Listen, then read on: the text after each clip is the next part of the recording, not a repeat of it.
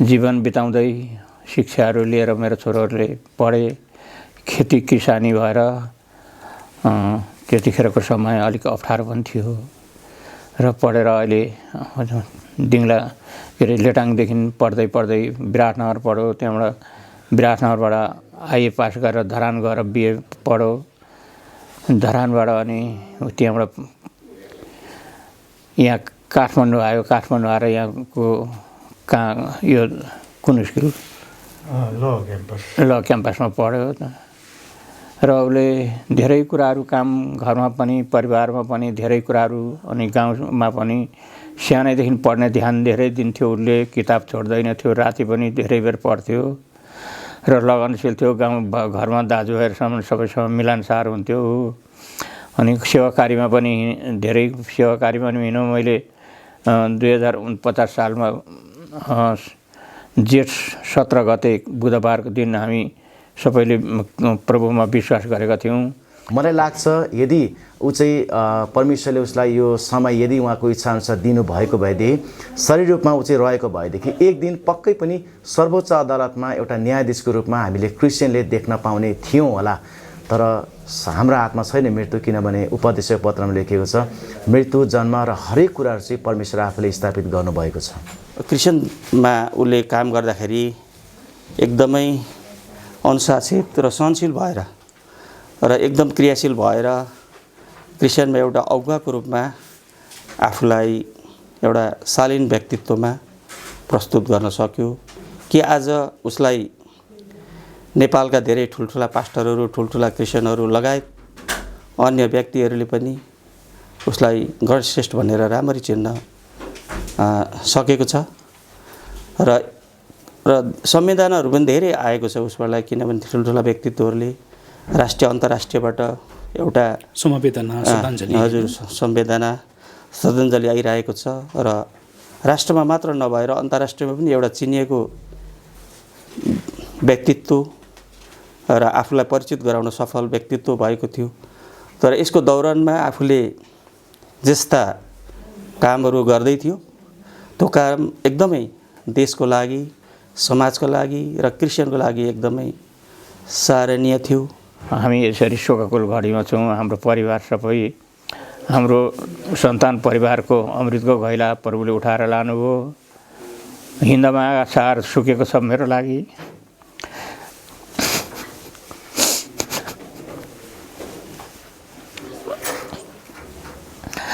र हामी धेरै शोकको परिस्थितिमा छौँ र आज अहिलेको सरकारको स्थिति यो महामारी हरेकले पनि पीडा दिइरहेको छ।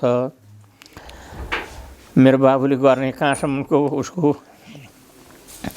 विचार थियो, दाजुभाइलाई कस्तो गर्ने, आफ्नो परिवारलाई, नातागोता, देशलाई कस्तो सेवा गर्ने, विदेशलाई कस्तो सेवा गर्ने। उसको यहाँदेखि अमेरिकासम्म उसको लिङ्क छ। अमेरिकामा पनि उसको खाता नम्बर छ। यति गरेर बसेको छोरो मेरो मलाई अब 12 गते मलाई छोडेर गइसक्यो। अब हाम्रो भरोसा केमा? प्रभुमा भरोसा राख्छौँ हामी। अब केहीमा भरोसा हुँदैन। अब बुहारी यही उमेरमा एक्लो भएकी छिन् होइन, उनलाई पनि धेरै गाह्रो भइरहेछ होइन। अनि हामीलाई पनि त्यत्तिकै हामी स्तब्ध छौँ हरेक यो उसमा। र हाम्रो फ्यामिलीमै अब एउटा एजुकेटेड भाइ थियो होइन, अब त्यस्तो भयो होइन। अनि अब के भन्ने होइन, अब उसले सबै कुराहरू म्यानेज गरिरहेको थियो, राम्रो गरिरहेको थियो। अब ऊ क्रिसमा लागेको, अब हुन त आफ्नो स्वतन्त्रता हो। हामी मेरो विश्वासी जीवन अहिले 49 सालदेखि म 84 वर्ष लागेँ। आजसम्मको जीवन मेरो विश्वासमै बितिरहेको छ। म प्रभुमै छु। मेरो आत्मा प्रभुमै छ। बोल्दा पनि प्रभुमै छु, हिँड्दा पनि प्रभुमै, म सुत्दा पनि प्रभुमै, मेरो आत्मा प्रभुमै छ र म विश्वासी हुँ। मलाई कसैले जे भनोस्, जसो भनोस्, विश्वासी मर्दैनस् भनोस् धन्यवाद छ, विश्वासी बिरामी हुँदैनस् भनोस् तर उसलाई धन्यवाद छ। मेरो आत्मा प्रभुमा छ। अनि मेरा परिवार पनि, हामी परिवार धेरै मर्मित भएका छौँ र यो सिङ्गो राष्ट्र र इसाई समाज पनि मर्मित भएछ, मर्मित भएछ। किनभने उहाँको योगदान ठुलो थियो। जुन यो देशमा एउटा क्रिस्चियनिटीलाई जुन डिस्क्रिमिनेसन, यो दोस्रो दर्जामा हेर्ने भइरहेको थियो राज्यले, त्यो विषयमा। तर त्यो पेसामा पनि उहाँले राम्रो गर्नुभएको थियो, उहाँलाई आशिष थियो।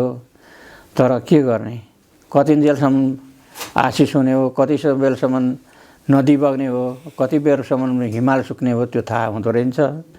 अब हिमाल पनि सुक्यो मेरो लागि, नदी पनि सुक्यो, समुद्र पनि सुक्यो, हिन्दामा आगा साह्रै सुक्यो।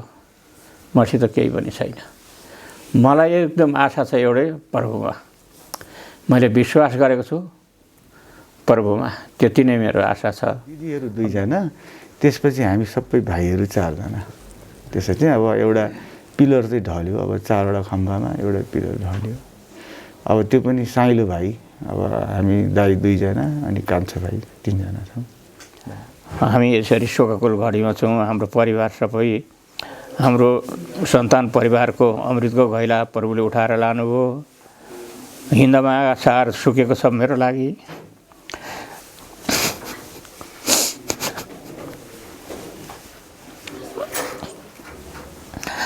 र हामी धेरै शोकको परिस्थितिमा छौँ। र आज अहिलेको सरकारको स्थिति, यो महामारी हरेकले पनि पीडा दिइरहेको छ। मेरो बाबुले गर्ने कहाँसम्मको उसको विचार थियो, दाजुभाइलाई कस्तो गर्ने, आफ्नो परिवारलाई, नातागोता, देशलाई कस्तो सेवा गर्ने, विदेशलाई कस्तो सेवा गर्ने। उसको यहाँदेखि अमेरिकासम्म उसको लिङ्क छ, अमेरिकामा पनि उसको खाता नम्बर छ। यति गरेर बसेको छोरो मेरो, मलाई अब 12 गते मलाई छोडेर गइसक्यो। अब हाम्रो भरोसा केमा, प्रभुमा भरोसा राख्छौँ हामी। अब केहीमा भरोसा हुँदैन। र विशेष गरेर मेरो निम्ति त धेरै नै मेरो प्रेरणा, मेरो एउटा सुपर हिरो मेरो दाजु मैले गुमाएको छु, जुन सधैँभरि म उहाँसँग सल्लाह सुझाव लिने गर्थेँ। र दर्शकवृन्द, जयमसी हार्दिक स्वागत छ। एकपछि अर्को नेपाली इसाई समुदायमा यतिखेर मृत्युवरण गर्नेको सङ्ख्या बढ्दैछ। हामी यो मानेमा अत्यन्तै दुखित छौँ।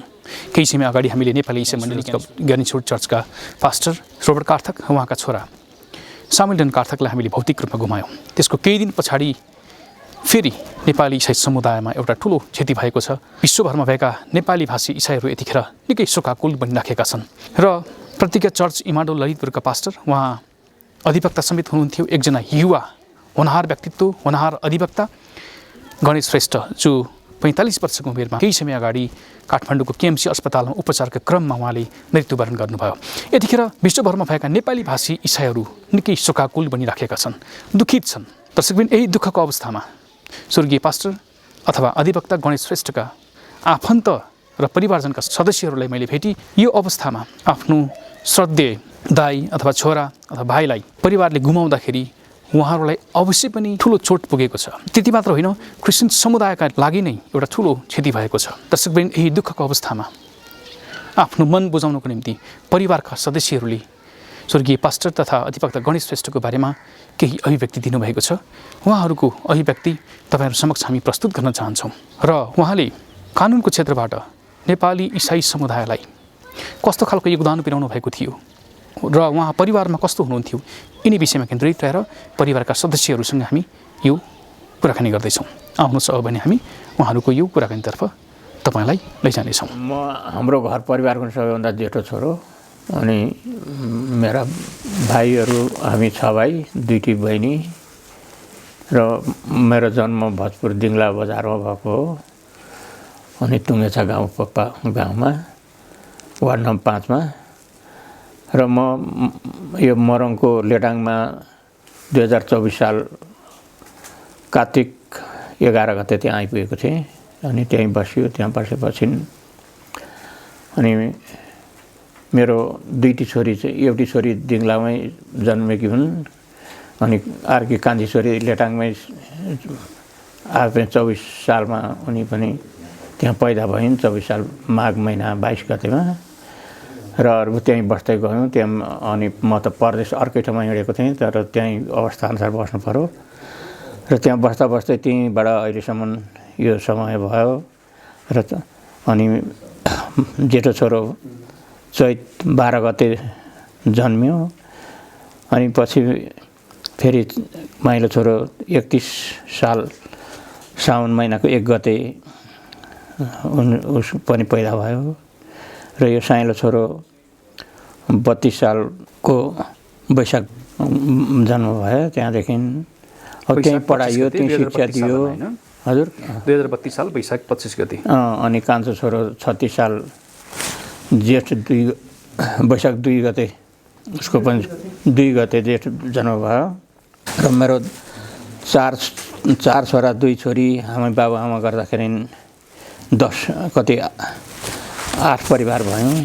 अनि र त्यहीँ बस्यो, त्यहीँ शिक्षा दियो, त्यहीँ दुःख सुख गरेर जीवन बिताउँदै शिक्षाहरू लिएर मेरो छोरोहरूले पढे। खेती किसानी भएर त्यतिखेरको समय अलिक अप्ठ्यारो पनि थियो र पढेर अहिले दिङला के अरे लेटाङदेखि पढ्दै विराटनगर पढ्यो। त्यहाँबाट विराटनगरबाट आइए पास गरेर धरान गएर बिए पढ्यो। धरानबाट अनि त्यहाँबाट यहाँ काठमाडौँ आयो। काठमाडौँ आएर यहाँको कहाँ यो कुन स्कुल ल क्याम्पसमा पढ्यो र उसले धेरै कुराहरू काम घरमा पनि परिवारमा पनि धेरै कुराहरू अनि गाउँमा पनि सानैदेखि पढ्ने ध्यान धेरै दिन्थ्यो। उसले किताब छोड्दैन थियो, राति पनि धेरै बेर पढ्थ्यो र लगनशील थियो। गाउँ घरमा दाजुभाइहरूसँग सबैसँग मिलनसार हुन्थ्यो। अनि सेवाकारीमा पनि धेरै सेवाकारीमा पनि हिँड्नु। मैले 2049 सालमा जेठ 17 गते बुधबारको दिन हामी सबैले प्रभुमा विश्वास गरेका थियौँ, परिवारले 2टा छोरी बाहेक। अनि त्यहाँबाट हामी अनि कोही त्यहाँ घरैमा बसेर सबै गुजारा नचल्ने छोराहरू काठमाडौँ आए। जेठो माइलो साइलो सबै यतै बसे। कान्छा पनि आएर बस्यो यतै। अनि यतै उनीहरू हुर्के बढे। दिदी भिनाजुलाई दुःख दिए र यस्तै भएर हामी अहिलेसम्म यहाँ बसिरहेको थियौँ। अनि आज मेरो छोराको 43 साल भयो होला। 43 सालको अब जेठ 12 गतेको दिन प्रभुले उठाउनु भयो र हामी यसरी शोकाकुल घडीमा छौँ। हाम्रो परिवार सबै, हाम्रो सन्तान परिवारको अमृतको घैला प्रभुले उठाएर लानुभयो। हिन्दमा सार सुकेको छ मेरो लागि।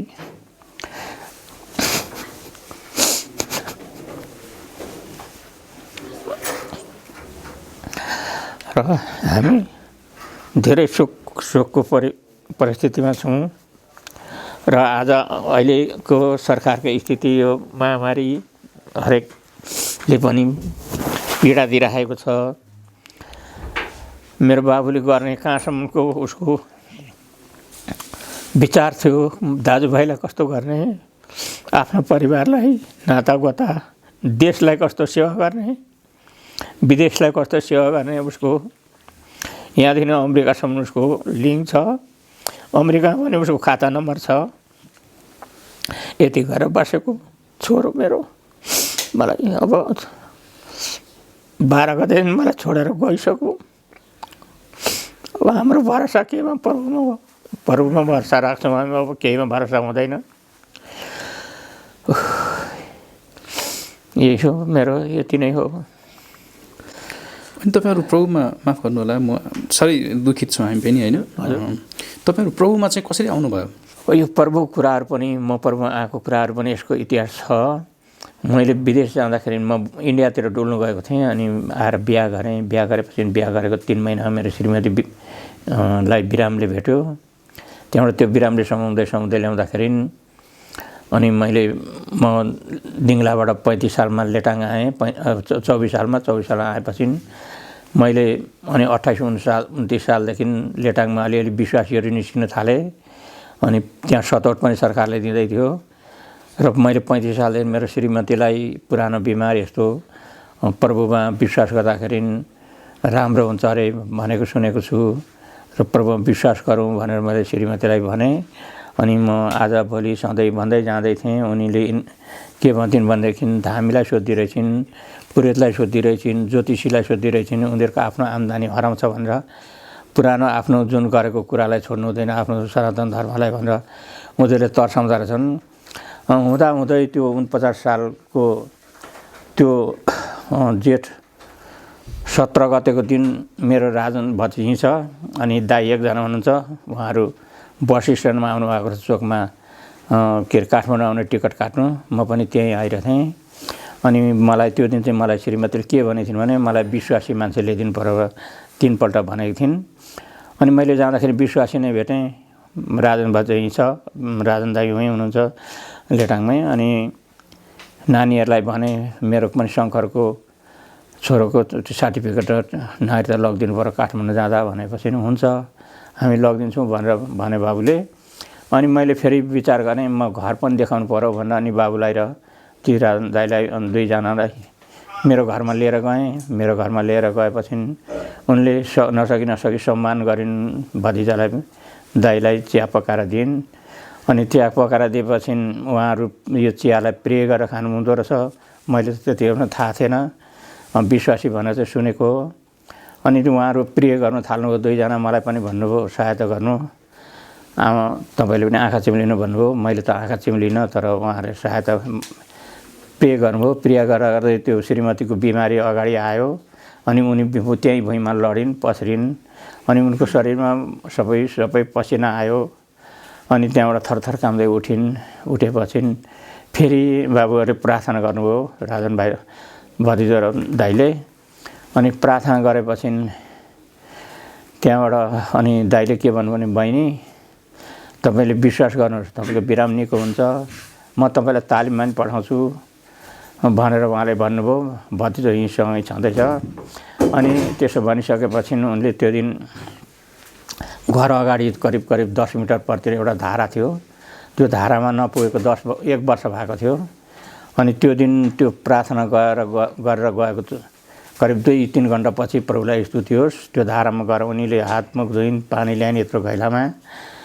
अनि खायौँ, हामीले रमायौँ त्यो दिन। अनि उनले भनिन् मलाई त अलिक राम्रो हो, उज्यालो देखेँ भनेर भनिन्। अनि त्यसो भएपछि अनि 4-5 दिनपछि फेरि दाइ आउनुभयो र प्रार्थना गर्नुभयो। प्रार्थना गरेपछि अनि अब लु विश्वास गर्नुपर्छ, ग्रहण गर्नुपर्छ भन्नुभयो। ग्रहण कस्तो गर्ने हामीलाई थाहा थिएन। र अनि उहाँहरू आएर 2-3 खेप प्रार्थना गरेपछि हामीले ग्रहण गऱ्यौँ। ग्रहण गरेपछि अनि मेरो श्रीमती सिलगढीमा सम्मेलन भनेर पठाएको थियो, तर भुटानको जयगाउँमा सम्मेलन रहेछ। त्यो सम्मेलनमा उनी गएर 4 दिन बसेर आइन्। भुटान पनि घुमेर आइन्। त्यतिखेर तपाईँले 4 वर्ष बसेको त म त 4 दिन घुमेर आएर आएँ भनेर हँसाइन् पनि उनले। अनि यस्तो कुरो हुँदै गएपछि उनलाई हामीले तालिममा पठायौँ। त्यहाँदेखि आएपछि धेरै उनी चङ्गाई भएर गइन्। धनकुटा तालिममा पठायौँ, विराटनगर तालिममा पठायौँ, अनि काठमाडौँ तालिममा पठाएँ। 4-5 ठाउँ तालिममा गइन्। मभन्दा धेरै राम्रो दह्रो भएको थिइन् उनी विश्वासमा। र त्यसो भएपछि परिवारमा आराम भयो। छोराछोरीहरूलाई बेलामा खानापिना गराउनु सकिन्, छोराछोरीले पढ्नु पाए, नभए छोराछोरी वस्तुमा गएका छन् भने छोडेर आउनुपर्ने, घाँसमा गएको छन् छोडेर आउनु, स्कुलमा किताब लिएर गएको छन् भने गेट नकाटिकन फिर्केर आउनुपर्ने। आमालाई बिरामी सिरियस हुँदाखेरि त्यति साह्रो पीडा भइरहेको थियो। तर प्रभुमा हामीले गएपछि त्यो पीडाहरूबाट हट्यौँ र प्रभुलाई स्तुति होस् यो कुरा। अनि हामीले विश्वास गरेर गयौँ। बत्तिसमा लियौँ। बत्तिसमा लिएपछि छोराहरू पढ्दै गए। जेठो छोरोले एसएलसी पास गरेपछि उसले आइए पढ्दाखेरि मेरो विश्वासी जीवन अहिले 49 सालदेखि म 84 वर्ष लागेँ। आजसम्मको जीवन मेरो विश्वासमा बितिरहेको छ। म प्रभुमै छु, मेरो आत्मा प्रभुमै छ, बोल्दा पनि प्रभुमै छु, हिँड्दा पनि प्रभुमै, म सुत्दा पनि प्रभुमै, मेरो आत्मा प्रभुमै छ। र म विश्वासी हुँ। मलाई कसैले जे भनोस्, जसो भनोस्, विश्वासी मर्दैनस् भनोस् धन्यवाद छ, विश्वासी बिरामी हुँदैनस् भनोस् तर उसलाई धन्यवाद छ। मेरो आत्मा प्रभुमा छ। अनि मेरा परिवार पनि माइलो छोरोले 5-6 वर्ष सात कति विश्वास गरेको 5-7-10 वर्षपछि यसले पनि विश्वास अहिले निस्केर ब्याकस्लाइड भएको छ। यहीँ छोरो यहीँ नजिकै छ। अनि उसले बचपिसमा लिएको ऊ प्रचारक भएर हिँड्थ्यो। अनि सबै चर्चका बडीहरूले अग्रजहरूले उसलाई मान्थे, तर उसलाई आत्माले के देखायो परमेश्वरमा, अनि उसले अहिले विश्वास गरेको छ। विश्वासबाट अहिले ब्याकस्लाइड भएको छ। तर मैले यति सोचिरहेको छु, मैले यति प्रार्थना गरिरहेको छु, मेरो छोरो फेरि विश्वासमा आउँछ भन्ने मेरो आत्माले भनेको छ। अनि तपाईँको जुन साइलो छोरा अहिले भौतिक रूपमा गुमाउनु भयो, हजुर, र केही समय अगाडि मैले जाने अनुसार चाहिँ तपाईँको आफ्नो श्रीमती पनि होइन 6 महिना अगाडि गुमाउनु भयो। अनि एक दिन जरुर हामी स्वर्गमा भेट्नेछौँ, त्यो आशामा हुनुहुन्छ नि होइन? अनि मेरो श्रीमती यसपालि अब यो 77 साल कार्तिक 20 गते उनी करिब 4 बजेको टाइममा उनको स्वर्गआरोहण भयो। हामीलाई पार्थिव छोडेर मात्रै छोडेर उनी गइन्, प्रभुमा जानुभयो। उनलाई म विश्वास गर्छु प्रभुमा छिन्, उनीसँग भेट हुन्छ हाम्रो पुनर्जीवनमा भन्ने मैले विश्वास राखेको छु। र मेरा बालबच्चाहरू सबै कान्छा छोरा कान्छी बुहारी धेरै उनीहरू अग्रजमा छन्। विश्वास उनीहरूको राम्रो छ। साइली बुहारीको पनि धेरै राम्रो छ। उनी अब अहिले छोरा पास्टर मेरो प्रतिका चर्चको अहिले प्रभुले उठाउनु भयो। तर मेरो साइली बुहारीले त्यस ठाउँमा त्यही ठाउँमा उनले फेरि त्यही छोराले गरेको कामहरू सञ्चालन गर्न सक्ने उनको आत्मा छ, उनीसँग हिम्मत छ। उनी त्यस्तो कुराहरूको कलाकार छिन् त्यसको लागि।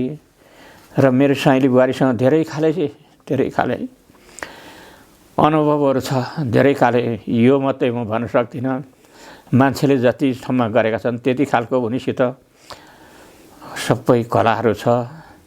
अनि उनी धेरै भाग्यवानी छिन्। तर पनि परमेश्वरको इच्छामा एक्लो भएर बस्नु पर्यो। र म धेरै दुखित छु। मेरो एउटा नातिनी एउटा नाति छ साइला छोरापट्टि, अरू त्यो नाति माइला छोराको 2टा छोरी छ, कान्छा छोराको 2टा छोरा छ, जेठा छोराको 2टा छोरा छ।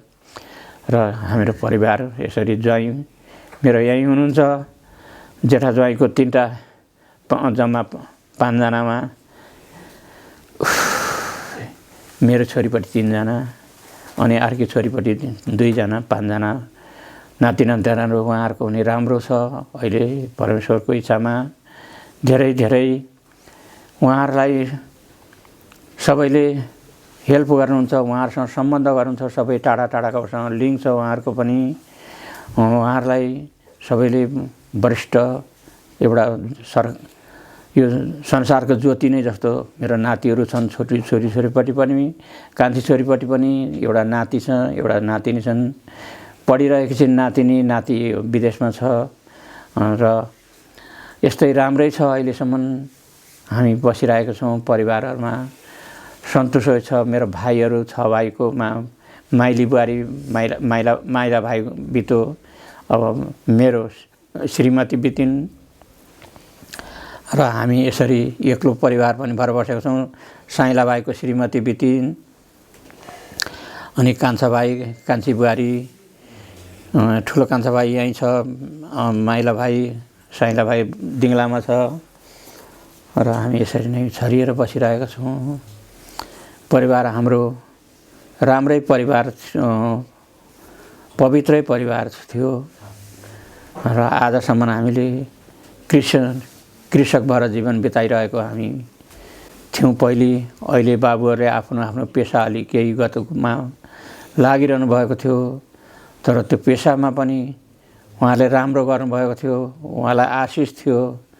तर के गर्ने, कति बेलसम्म आशिष हुने हो, कति बेलसम्म नदी बग्ने हो, कति बेरसम्म हिमाल सुक्ने हो, त्यो थाहा हुँदो रहेछ। अब हिमाल पनि सुक्यो मेरो लागि, नदी पनि सुक्यो, समुद्र पनि सुक्यो, हिँड्दामा साह्रै सुक्यो। मसित केही पनि छैन। मलाई एकदम आशा छ एउटै, प्रभुमा। मैले विश्वास गरेको छु प्रभुमा, त्यति नै मेरो आशा छ। अब मेरो बालबच्चाहरूले मलाई जे जस्तो मेरो प्राण हुन्जेलसम्म हेर्छन्, उनीहरूलाई धन्यवाद छ सबैलाई। मेरो आशीर्वाद छ। म कसैसँग इन्कार गर्नु मन लाग्दैन। इन्कार गर्दाखेरि फाइदा पनि हुँदैन, आफ्नो शरीरलाई नै धोका हुन्छ भनेर म अरूलाई पनि भन्छु। र यस मेरो आजको दिनको यो समयको यति नै म बोलेँ। तपाईँको भाइ जो अधिवक्ता गणेश श्रेष्ठ जो पास्टर पनि हुनुहुन्थ्यो प्रतिज्ञा मण्डलीको, होइन? हजुर। नेपाली इसाई समुदायको एकजना होनहार व्यक्तित्व हुनुहुन्थ्यो। हजुर। उहाँको यो निधन पछाडि अहिले सारा इसाई समुदाय स्तब्ध भएको छ। एउटा अकल्पनीय घटना तपाईँको परिवारमा र यो क्रिस्चियन समुदायमा घटेको कारण सारा स्तब्ध भएको अवस्थामा उहाँको बारेमा के बताइदिनुहोस्? कस्तो अवस्थामा उहाँ बिरामी हुनुहुन्थ्यो, होइन? पछि के भयो? हजुर। अनि तपाईँहरूले फिनरल कसरी गर्नुभयो? हजुर। अब मेरो नाम चाहिँ कृष्ण श्रेष्ठ। म चाहिँ गणेश श्रेष्ठको माइलो दाइ र मभन्दा मुनिको भाइ हो। अब उसलाई चाहिँ के भएछ भन्दाखेरि कोभिड भएको जुन इन्फर्मेसन पाइसकेपछि ऊ यहीँ घरमै होम आइसोलेसनमा बसेको थियो र बस्दै जाने क्रममा ऊ चाहिँ स्वास्थ्य ठिकै छ भन्ने कुरा अपडेट गरिरहेको थियो मलाई। अनि त्यसपछि ल अलिकति जुन तरिकाले होम आइसोलेसनमा बसिन्छ त्यसलाई फलोअप गरेर राम्रोसँगले बस्नु भनेर मैले चाहिँ उसलाई चाहिँ भनिरहेको हुन्थेँ। अनि त्यसमा हुँदा फेरि ज्वरो आयो भन्ने इन्फर्मेसन आइसकेपछि चाहिँ अनि म पनि आउट अफ भ्याली थिएँ। अनि म इमिडिएट म पनि आएँ अनि काठमाडौँ आइसकेपछि चाहिँ उसलाई चाहिँ ज्वरो आउने अलि 100+ ज्वरो आइसकेकोले अस्वस्थ भएको भन्ने कुरा भइसकेपछि हतार आएर यहाँबाट चाहिँ हामीले पहिला समिटमा लगियो। अनि समिट हस्पिटल लगेपछि त्यहाँ अक्सिजनको एकदमै हाहाकार भयो र बिरामी जुनसुकै अवस्थामा पनि चाहिँ नहुने चाहिँ अप्ठ्यारो पर्ने अवस्था भएपछि अनि फेरि मैले चाहिँ केएमसी हस्पिटल सिनामङ्गलमा सिफ्ट गरियो। त्यहाँ आइसियुमा चाहिँ भर्ना गरियो। अनि सुरुमा कोभिड थियो। कोभिड चाहिँ उसलाई चाहिँ कोभिडको उपचारहरू भइरहेको थियो, सबै राम्रो ट्रिटमेन्ट भइरहेको थियो। अनि जब पिसिआर गरियो आफ्टर 10-12 डेज होला, अनि त्यसपछि चाहिँ उसको चाहिँ नेगेटिभ रिपोर्ट आयो। अनि नेगेटिभ रिपोर्ट आइसकेपछि डक्टरहरूको सल्लाहअनुसार चाहिँ हामीले चाहिँ अब नन कोभिड वार्ड आइसियुमा सार्ने भन्ने भएपछि अनि उसलाई हामीले सिफ्ट गरेर 3-4 दिन राख्यो त्यहाँ। 4 दिनसम्म उसको अवस्था एकदमै राम्रो सुधार भइरहेको थियो डे बाई डे, होइन? र उसलाई चाहिँ तपाईँको पर आवर चाहिँ 18 लिटर प्लस अक्सिजन दिइरहेको थियो। त्यस्तो अवस्थामा चाहिँ उसलाई चाहिँ सेचुरेसन मेन्टेन भएको र 100% अक्सिजनको चाहिँ उयो मात्रा थियो। र त्यो अवस्थाबाट हामीले चाहिँ रिड्युस गर्दै अब उसको चाहिँ स्वास्थ्यमा सुधार भयो। सबै रिपोर्टहरू राम्रो थियो। खालि लङ्समा चाहिँ अलिकति एराउन्ड 40% चाहिँ इन्फेक्टेड भइसकेको हुनाले उसलाई चाहिँ प्रब्लम भइरहेको थियो। अनि अब औषधिहरू चलाएर चाहिँ के भन्छ स्लोली त्यो चाहिँ अलिकति रिकभर भइरहेको डक्टरले जानकारी दिइरहेको थियो हामीलाई। र अनि उसको खानपिनहरू पनि राम्रोसँगले चाहिँ खाइरहेको थियो, मुखमा पनि स्वाद आयो। अनि हरेक कुरा चाहिँ म ठिक छु भन्ने उसले चाहिँ मलाई साइन ल्याङ्ग्वेजबाटै हामीलाई चाहिँ इन्फर्म गरिरहेको हुन्थ्यो। अनि सब कुरा ठिक थियो। अब हुँदा तपाईँको 4 दिनपछि 5 दिनको दिनमा अब डक्टरले चाहिँ अब भोलि या पर्सि चाहिँ जेनरल वार्डमा हामी सिफ्ट गर्छौँ र उहाँको चाहिँ सेचुरेसन यसै तरिकाले घट्दै गयो, मेन्टेन राम्रो हुँदै गयो भने भन्ने कुरा भएको थियो। अनि 70%मा चाहिँ आइसकेको थियो, अक्सिजनको लेभल पनि घटाएर 100बाट। अनि तपाईँको चाहिँ पर आवर चाहिँ 8 लिटरमा दिएको थियो र त्यसमा पनि 96-97 चाहिँ अक्सिजन चाहिँ देखाइरहेको थियो। हरेक राम्रो भइरहेको थियो। हुँदा के हो भन्दाखेरि अब सोमबारको राति होला सायद म 9-10 बजेसम्म बसेँ र हस्पिटलमा राति बसेर उसलाई खानासाना खुवाएर अनि त्यसपछि चाहिँ अब उसलाई मैले उसको इन्फर्मेसन बुझ्दाखेरि उसले चाहिँ म ठिक छु, राम्रो छु, एकदम राम्रो भइरहेछ, मैले खाना पनि सबै खाएँ। अनि मेरो ठुलो दिदीले चाहिँ खानाहरू बनाएर चाहिँ उसलाई चाहिँ पठाइदिनु भएको थियो। अनि दिदीले पठाएको खाना एकदम मिठो भयो, मिठो नुहाई सबै खाएँ भने उसले सबै देखाएर भनिसकेपछि ल बाबु त राम्रोसँग सुत, म भोलि बिहान फेरि सुप लिएर आउँछु भनेर म निस्केँ। अनि मेरो बुहारी त्यहीँ थिइन् होइन। अनि बुहारी त्यहीँ थिइन्, अब बुहारी चाहिँ त्यहाँ भएकोले गर्दाखेरि मैले उनलाई छोडेर गएँ। अनि गइसकेपछि त्यस्तै अचानक राति मलाई 12 बजे पछाडि फोन आयो, मलाई एक्ज्याक्ट टाइम थाहा भएन। अनि बुहारीले चाहिँ दाजु भाइलाई चाहिँ एकदम गाह्रो भयो, तुरुन्त आउनुहोस् भनेपछि म तुरुन्तै म बस्ने कपन सुकेर त्यहाँबाट चाहिँ म दौडेर हस्पिटल आएँ। अनि हस्पिटल आउँदाखेरि चाहिँ के हो भन्दाखेरि भाइलाई चाहिँ पम्प गरिरहेको अवस्थामा भेटेँ मैले। अनि त्यहाँबाट डाक्टरले चाहिँ पम्प गरिरहेको थियो। अनि के भयो भनेर डाक्टरलाई सोद्धाखेरि चाहिँ त्यो चाहिँ यो फोक्सोमा पुवाल पर्यो भनेर चाहिँ भनिसकेपछि अब स्वस्थ थियो, सबै कुरा राम्रो मेन्टेन भइरहेको थियो, सबै चाहिँ रिकभर भइरहेको थियो। अचानक फोक्सोमा चाहिँ पुवाल पर्यो भनेर चाहिँ डाक्टरले भन्यो। अनि भनिसकेपछि त्यहाँबाट उनीहरूले प्रयास गरिरहेको थिए 10-12 जनाको टिमले। अनि फोक्सोबाट हावा बाहिर गएर शरीरभरि फोक्सो उभाएछ। अनि मुटुलाई धकेलिदिएछ। धकेलेपछि फेरि डाक्टरको टिमले चाहिँ रिभाइभ गरे उनीहरूले। रिभाइभ गर्दाखेरि लगभग 5 मिनट जति चाहिँ डाक्टरहरूले चाहिँ उनलाई बचायो। म हेरिरहेको छु होइन, बचायो। अनि डाक्टरले मलाई चाहिँ ल अहिले ठिक छ, अनि अक्सिजन लेभल पनि 86-87सम्म आइरहेको थियो होइन, बढिरहेको थियो। अनि ठिक छ भन्ने कुरा भइसकेपछि अनि मलाई चाहिँ अलिकति सान्त्वना जस्तो भइरहेको थियो होइन। म निशब्द थिएँ त्यो बेलामा होइन। अनि जब तपाईँको चाहिँ फेरि डाक्टरले आफ्टर 5 मिनट्स चाहिँ ल उहाँ हुनुहुन्न भनिसकेपछि अनि त्यसपछि हाम्रो सबै कुरा त्यतिखेर नै सकियो भनौँ न, यस्तै भएको थियो हस्पिटलमा बस्दा चाहिँ। त्यस पछाडि उहाँको डेड बडी कहाँ राखियो अनि त्यस पछाडि फिनरल कसरी कहाँ भयो त्यो पनि बताइदिनुहोस् न। हजुर, डेड बडी चाहिँ अब के गरियो भन्दाखेरि तपाईँको हामीलाई त्यहाँ केएमसी हस्पिटलमा चाहिँ नन कोभिडको चाहिँ बिग्रेको रहेछ। अनि बिग्रेर चाहिँ स्मेल आउने त्यस्तो भएको हुनाले चाहिँ अगाडि कसैले तोडफोड गरेर चाहिँ बिगारेको रहेछन्। अनि त्यहाँबाट चाहिँ उहाँहरूले चाहिँ उहाँहरूको अर्को हस्पिटल केएमसी दुवाकोटमा त्यहाँ चाहिँ राम्रो व्यवस्था रहेछ। अनि त्यहाँबाट हामीले उहाँ लगेर राखियो त्यो बेलामा चाहिँ दुवाकोटमा। ए त्यस पछाडि उहाँको होइन डेड बडी त्यहाँ लिएर राख्यो कि राखियो होइन, डेड यहाँ डेड भइसकेपछि हामी यहाँबाट चाहिँ यहाँ अप्ठ्यारो भएको राख्नु नमिल्ने भएर दुवाकोट भक्तपुरमा लगेर। त्यस पछाडि फिनरल कहाँ भयो कसरी? फिनरल चाहिँ हामीले उहाँ त्यहीँ दुवाकोट हस्पिटलमै होइन सबैजना फ्यामिलीहरू उपस्थित भएर चाहिँ हामीले त्यहाँ गरियो। अनि त्यहाँबाट चाहिँ अब जस्तो यहाँको चर्चको निर्णय अनुसार होइन र अरू यहाँ हाम्रो चाहिँ बुहारी मेरो विशेष गरी श्रीमती उनको इच्छा अनुसार हामीले जे भन्छन् त्यही गर्छौँ भनेर हामीले चाहिँ उनलाई छोडिदिउँ। अनि उनको इच्छा अनुसार चाहिँ एउटा अब समाधि बनाएर राख्ने भन्ने भएकोले अब यहाँ काठमाडौँमा बनकालीमै राखौँ कि भनेको थियो, त्यहाँ चाहिँ त्यस्तो नमिल्ने भएकोले अनि उहाँ जग्गा उपलब्ध भएको रहेछ। अनि हामीले चाहिँ यहाँबाट लगभग फाखेलबाट पनि अझै 4-5 किलोमिटर इन्द्र सरोवर नगरपालिकामा चाहिँ मकवानपुर होइन? हजुर, मकवानपुर त्यहाँ लगेर चाहिँ राखिएको छ भनौँ न हिजो लगौँ।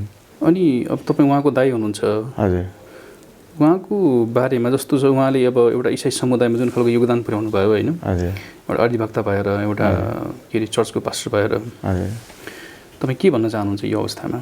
इसाई समुदायको निम्ति एउटा ठुलो क्षति भएको छ, यस्तो तपाईँहरूको परिवारको निम्ति ठुलो क्षति भयो। हजुर, सबैभन्दा पहिला त अब हाम्रो परिवारमा ठुलो क्षति भयो। अब मेरो भतिजो भतिजी पनि साना छन् होइन। अनि त्यसपछि तपाईँको अब बुहारी यही उमेरमा एक्लो भएकी छिन् होइन, उनलाई पनि धेरै गाह्रो होला भइरहेछ होइन। अनि हामीलाई पनि त्यत्तिकै हामी स्तब्ध छौँ अरे यो उसमा। र हाम्रो फ्यामिलीमै अब एउटा एजुकेटेड भाइ थियो होइन, अब त्यस्तो भयो होइन। अनि अब के भन्ने होइन, अब उसले सबै कुराहरू म्यानेज गरिरहेको थियो, राम्रो गरिरहेको थियो। अब ऊ क्रिसमा लागेको अब हुन त आफ्नो स्वतन्त्रता हो, हामी आफ्नो धर्ममा हिँड्न पाइन्छ। अब म चाहिँ क्रिस्चियन होइन बाइ द वे, म चाहिँ हिन्दू नै हो। तर म सबै कुराहरूलाई चाहिँ सपोर्ट गर्छु, किन भन्दा there is only one god होइन।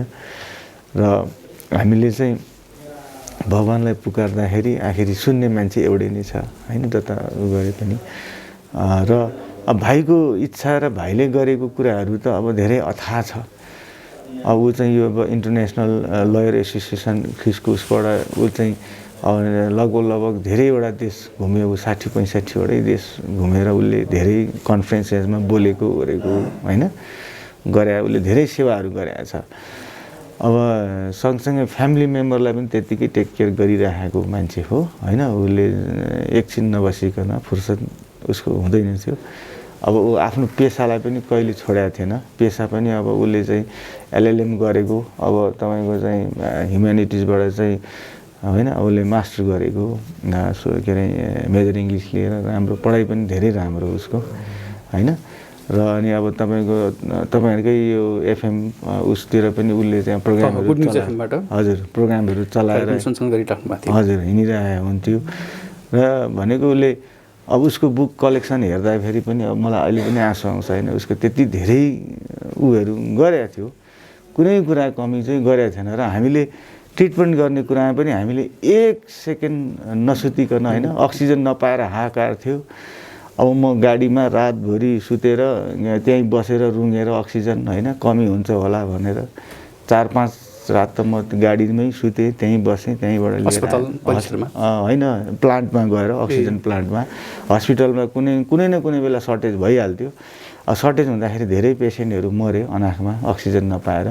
तर मैले त्यो अभाव हुन्छ भनेर म नसोधी निन्द्रा भन्ने भोग भन्ने सबै बिर्सेर गरेको थिएँ होइन। अब त्यो पनि सम्भव भएन, आखिरी लास्टमा त्यस्तो भयो।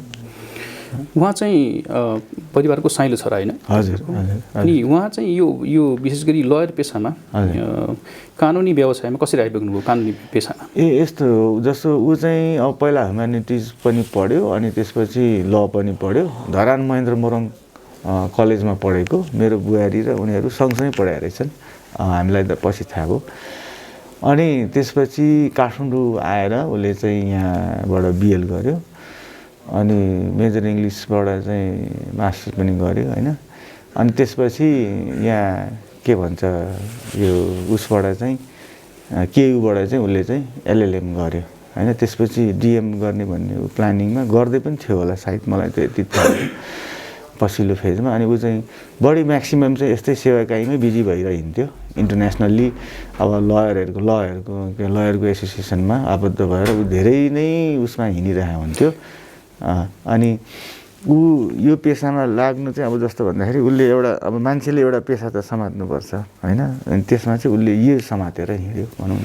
त्यति मात्र होइन, हामी जाने अनुसार चाहिँ उहाँले अब यो क्रिस्चियन समुदायमा होइन प्रत्येक चर्चमा एकजना लयर हुनुपर्छ भनेर पछिल्लो समयमा त्यसरी पनि आवाज उठाइराख्नु भएको थियो। कतिलाई उहाँले के अरे कानुन व्यवसायमा युवा पुस्तालाई पढ्नुपर्छ भनेर उत्साह पनि दिइराख्नु भएको थियो। डेफिनेटली। अनि उसले त अब अर्को यहीँ घरमै चाहिँ बच्चाहरू राखेर चेपाङ बच्चाहरू जो असहाय छन् होइन, जसको अवस्था ऊ छैन, जसलाई चाहिँ पढाउनु एकदम निड छ, त्यो कुराहरूलाई चाहिँ उसले बुझेर यहीँ आफ्नै घरको मुनि पनि 3-4 रुममा राखेर पढाउने, उनीहरूलाई टेक केयर गर्ने भन्ने प्लानिङ गरिरहेको थियो उसले चाहिँ होइन।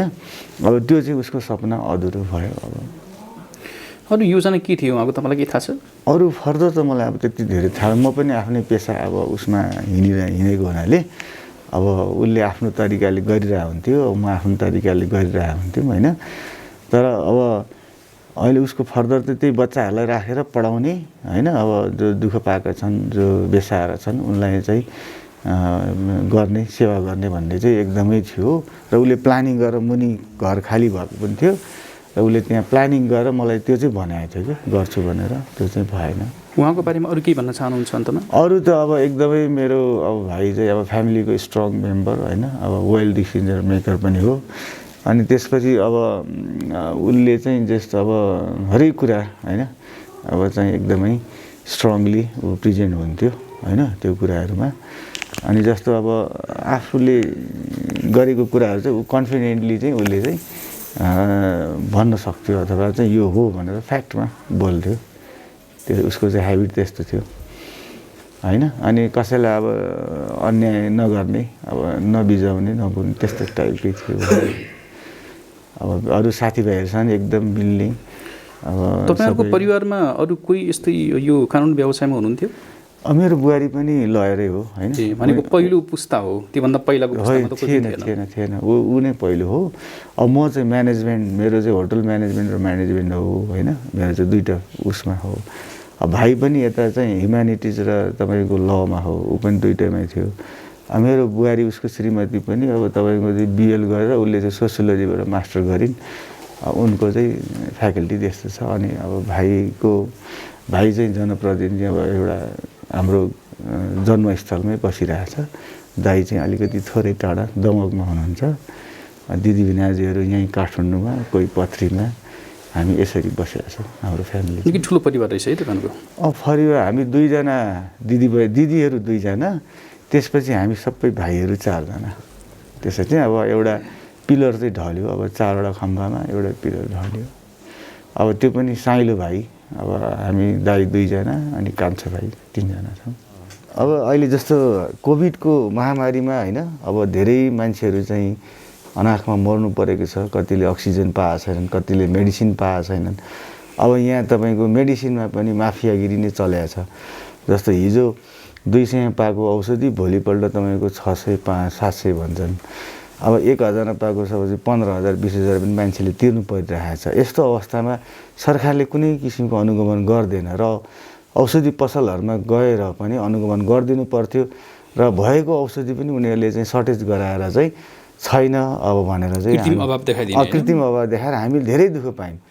र धेरै ठाउँमा गयो, जस्तो अब त्यो एउटा चाहिँ अक्सिजन दिने मास्कलाई अरू नर्मल अरू बेला चाहिँ 3,000-3,500 पर्दो रहेछ, अब 9,500सम्म लिए होइन।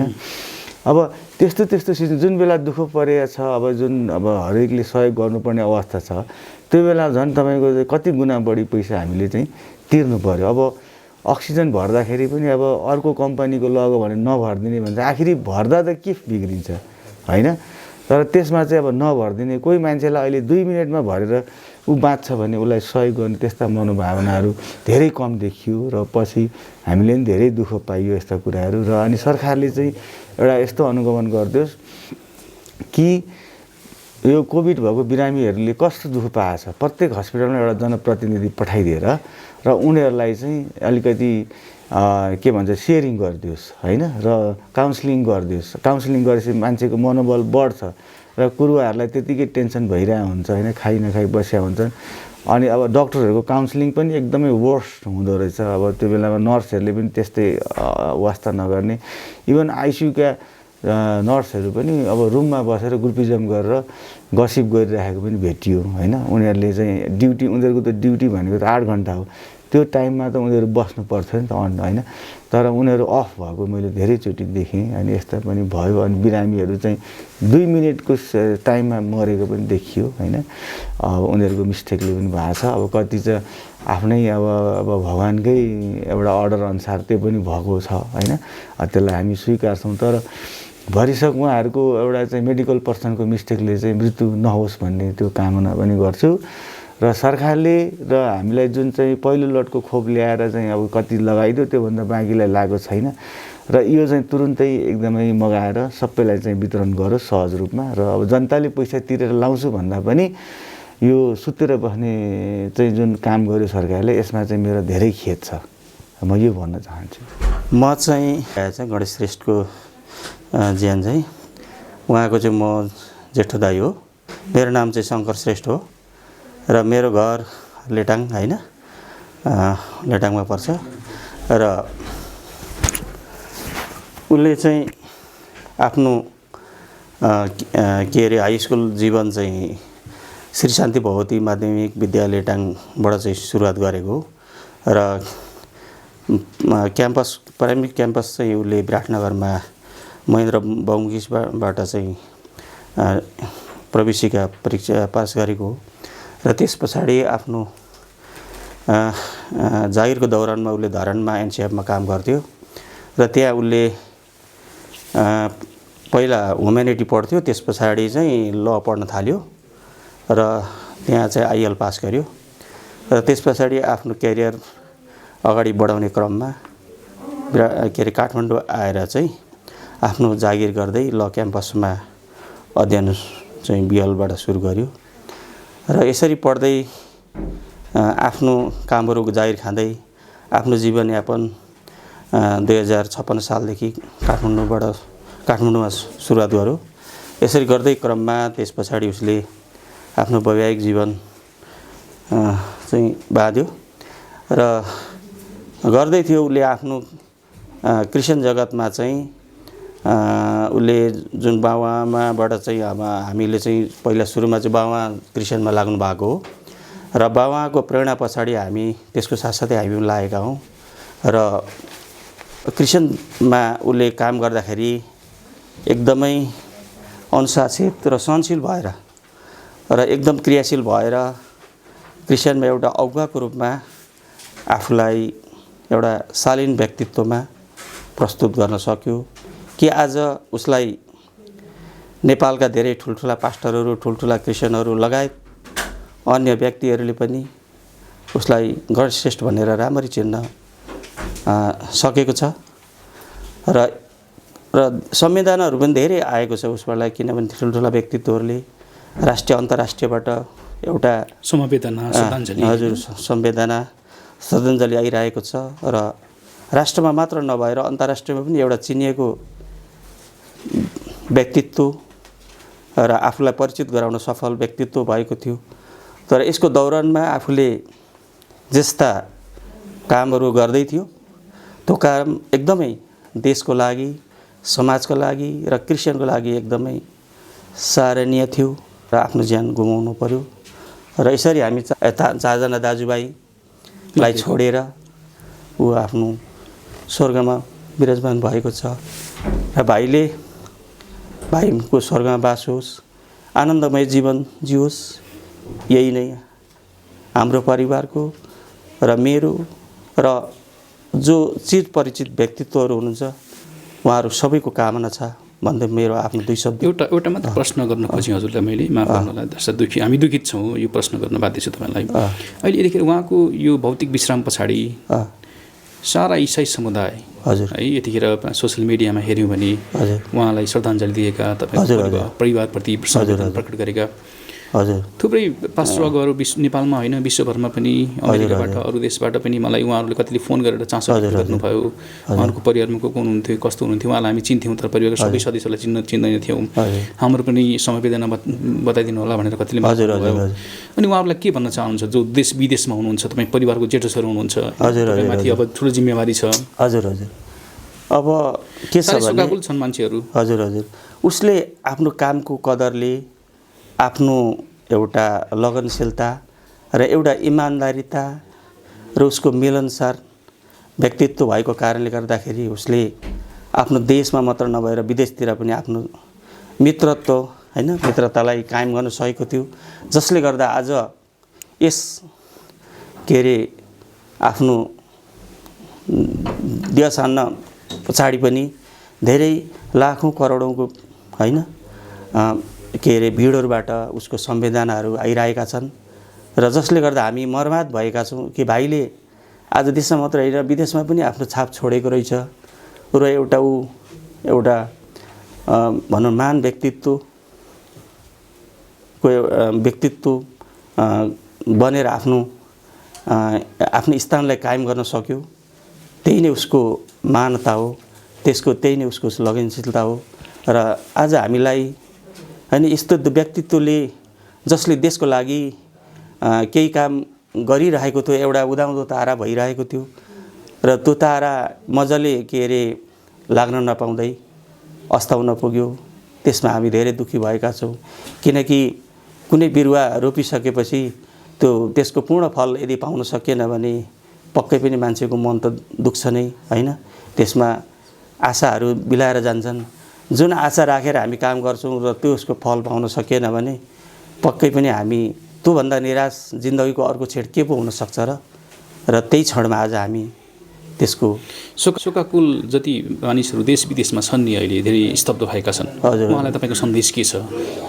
शोकाकुल व्यक्तित्वलाई म के भन्न चाहन्छु भने तपाईँहरू त शोकाकुल नै हुनुहुन्छ। हजुर हजुर अब हामी लगायत अब धेरै चिर परिचित व्यक्तित्वहरू अनि शोकाकुल हुनुभएको छ।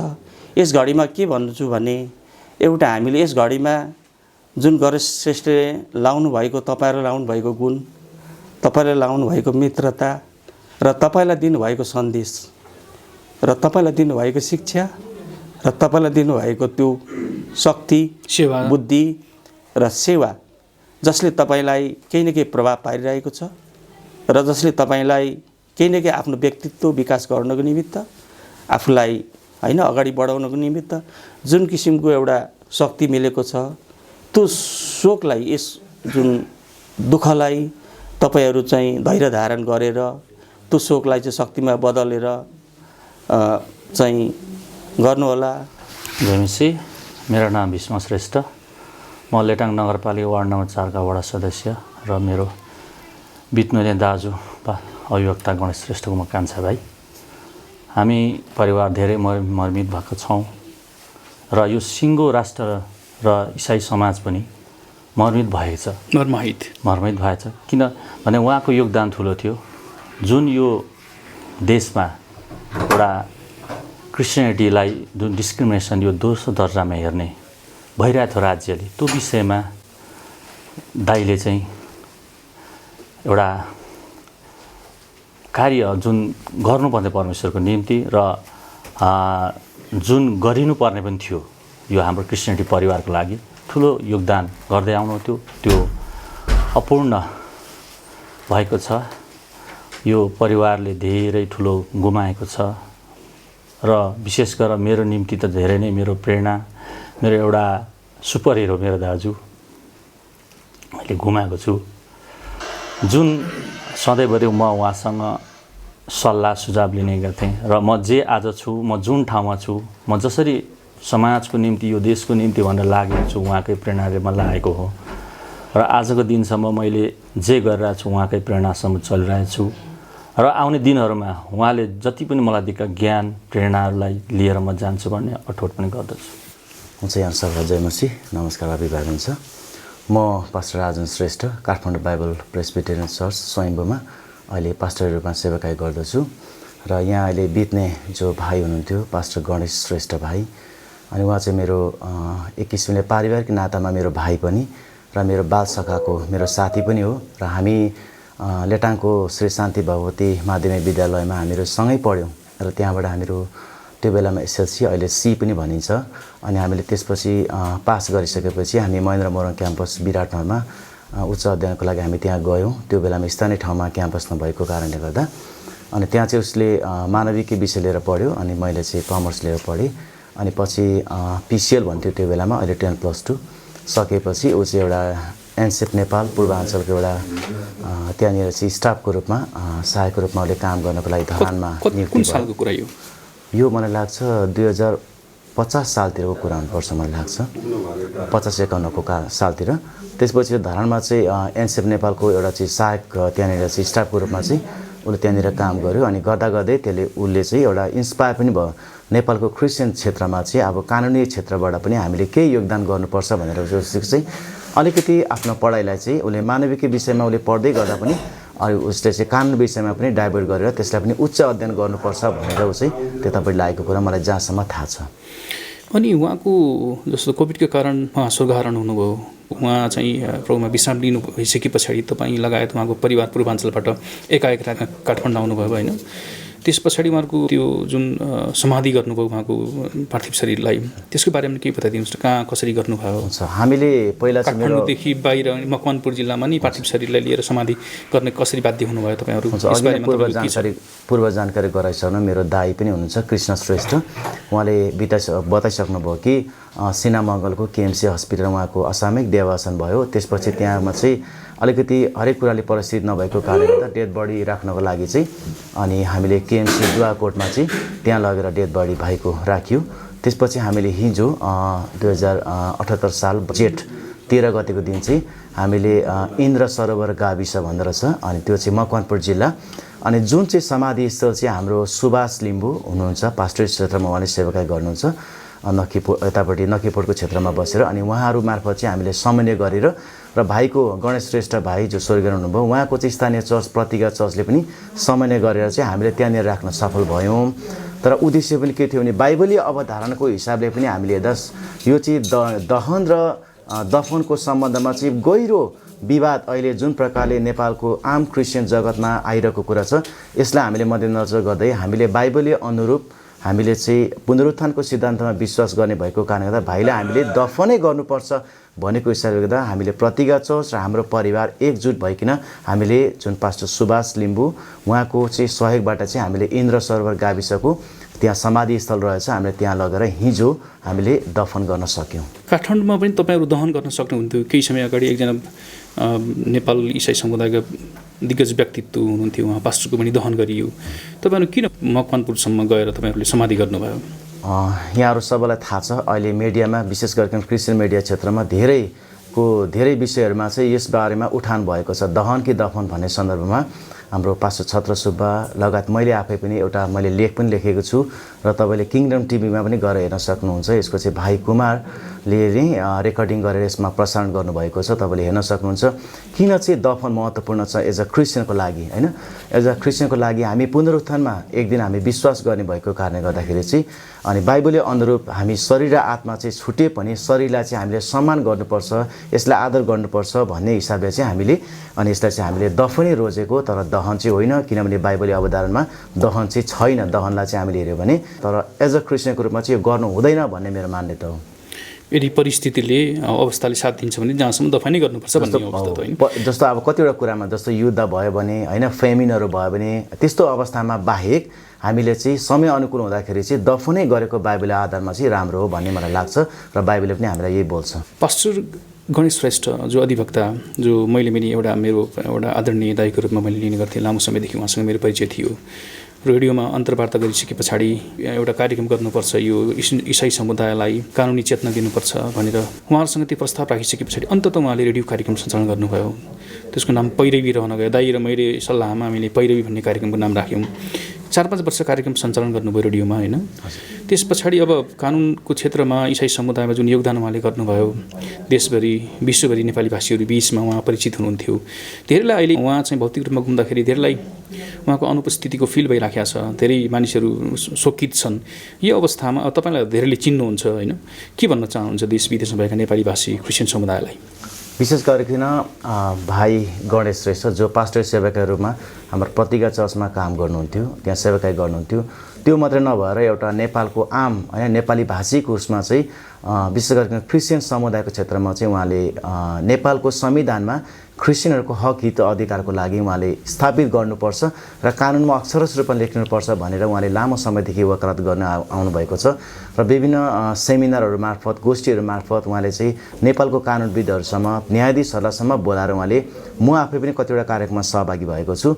उहाँले त्यसलाई पनि उजागर गर्नुभएको छ। त्यो म आफै पनि साक्षी रूपमा सहभागी भएर मलाई याद छ।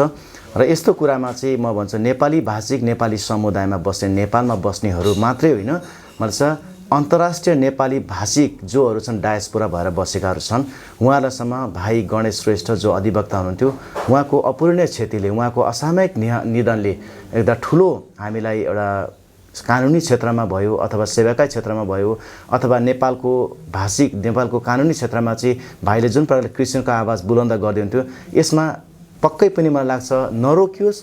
यो चाहिँ भाइले जुन सुरुवात गर्नुपर्छ, थालनी गर्नुपर्छ, यो चाहिँ अरू अधिवक्ता पनि हुन्छ, भाइसँगै काम गर्नुभएको, उहाँले यसलाई चाहिँ एकदमै त्यो शिखरमा पुर्याउन सकोस् जो चाहिँ हामी क्रिस्चियनको हकितहरूको लागि स्थापित गर्न सकोस् भन्ने म यही प्रार्थना अनि कामना गर्न चाहन्छु। नातामा तपाईँको भाइ, होइन, क्लासमेट सँगै पढ्नुभयो, एउटा साथीको रूपमा पनि उहाँले तपाईँलाई लिनुभयो, अघि भन्नुभयो। उहाँको जीवनबाट सिक्नुपर्ने कुराहरू के थियो, कस्तो हुनुहुन्थ्यो उहाँको बारेमा भन्नुपर्दाखेरि? उहाँ चाहिँ मैले स्कुल जीवनदेखि नै पढेको थाहा भएको अनुसार चाहिँ उहाँ चाहिँ शालीन, भद्र अनि एकदमै परमेश्वरमा बडो डर भएर राख्ने जीवन अनि सेवाकाईमा गर्दाखेरि चाहिँ अनि जे काम सुम्पेको छ, होइन, पावलले भने जस्तै जे काम सुम्पेको छ त्यो काम चाहिँ एकदमै पुरा गर्नुपर्छ भनेर जहिले पनि लाग्ने र उसले जे चाहन्थ्यो यो काम गर्नुपर्छ है भनेर त्यो काममा चाहिँ जहिले पनि दत्तचित्त भएर त्यो कामलाई पुरा गर्नुपर्छ भन्ने काममा चाहिँ जहिले पनि ऊ चाहिँ एकदमै विचलित नभई लाग्ने एउटा मेरो भाइ थियो। अनि म भन्न चाहन्छु भाइ गणेश श्रेष्ठ जोले चाहिँ विभिन्न अदालतहरूमा, सर्वोच्च अदालतहरूमा, साथै नेपालको क्रिस्चियनहरूको हक अधिकारको लागि नेपालको संविधानमा स्थापित गर्नुपर्छ भनेर उसले जुन बुलन्द गर्दै थियो, मलाई लाग्छ यदि ऊ चाहिँ परमेश्वरले उसलाई यो समय यदि उहाँको इच्छा अनुसार दिनुभएको भएदेखि शरीर रूपमा ऊ चाहिँ रहेको भएदेखि एक दिन पक्कै पनि सर्वोच्च अदालतमा एउटा न्यायाधीशको रूपमा हामीले क्रिस्चियनले देख्न पाउने थियौँ होला। तर हाम्रो हातमा छैन मृत्यु, किनभने उपदेश पत्रमा लेखिएको छ मृत्यु, जन्म र हरेक कुराहरू चाहिँ परमेश्वर आफूले स्थापित गर्नुभएको छ। दर्शकवृन्द, कोभिड-19 को यो सङ्क्रमण दिन प्रतिदिन नेपालमा फैलिँदो क्रममा छ। यसको प्रकोप दिनदिनै बढिराखेको छ। नेपाल सरकारले जारी गरेको स्वास्थ्य प्रोटोकललाई ख्याल गर्दै हामी आफै सुरक्षित रहौँ र यही दुःखको अवस्थामा नेपाली इसाई समुदायका एकजना होनहार व्यक्तित्व जो अधिवक्ता समेत हुनुहुन्थ्यो, एकजना युवा व्यक्तित्व, 45 वर्षको उमेरमा उहाँले यो भौतिक संसार छोड्नुभएको, उहाँको आत्मा स्वर्गमा परमेश्वरसँग सुरक्षित छ। एक दिन हामी जरुर उहाँलाई भेट्नेछौँ र यो हामी आशा गरौँ। स्वर्गीय पास्टर गणेश श्रेष्ठ जो ललितपुर इमाडोल स्थित प्रतिज्ञा चर्चका पास्टर हुनुहुन्थ्यो, उहाँले करिबन 2 दशकभन्दा लामो समयदेखि पास्टरी सेवा गर्दै हुनुहुन्थ्यो र 2 दशकभन्दा लामो समयदेखि उहाँले कानुन व्यवसाय पनि अपनाइराख्नु भएको थियो। त्यसै गरी उहाँले लिगलको क्षेत्रमा, राष्ट्रिय अन्तर्राष्ट्रिय क्षेत्रमा नेपाली क्रिस्चियन समुदायको प्रतिनिधित्व गर्दै उहाँले त्यसरी पनि आफूसँग भएको सिप र वरदानलाई प्रयोग गर्दै हुनुहुन्थ्यो। आज हामीले उहाँलाई भौतिक रूपमा गुमाएका छौँ। हामी अत्यन्तै दुखित छौँ। परिवारजनका सदस्यहरूका केही कुराहरू हामीले तपाईँलाई सुनायौँ र परिवारको निम्ति प्रार्थना गरौँ र उहाँको श्रीमती, एउटा छोरा, एउटा छोरी हुनुहुन्छ, स्वर्गीय गणेश श्रेष्ठले छोडेर जानुभएको छ। यो परिवारको भविष्यको लागि तपाईँ हामी प्रार्थनामा उचालौँ। यति भन्दै अन्तमा तपाईँ जहाँ हुनुहुन्छ, जस्तोसुकै अवस्थामा हुनुहुन्छ, नेपाल सरकारले जारी गरेको स्वास्थ्य प्रोटोकललाई ख्याल गर्दै आफ्नो स्वास्थ्यको ख्याल गर्नुहोला। यति भन्दै बिदा हुन्छु। हवस् त, जय मसी।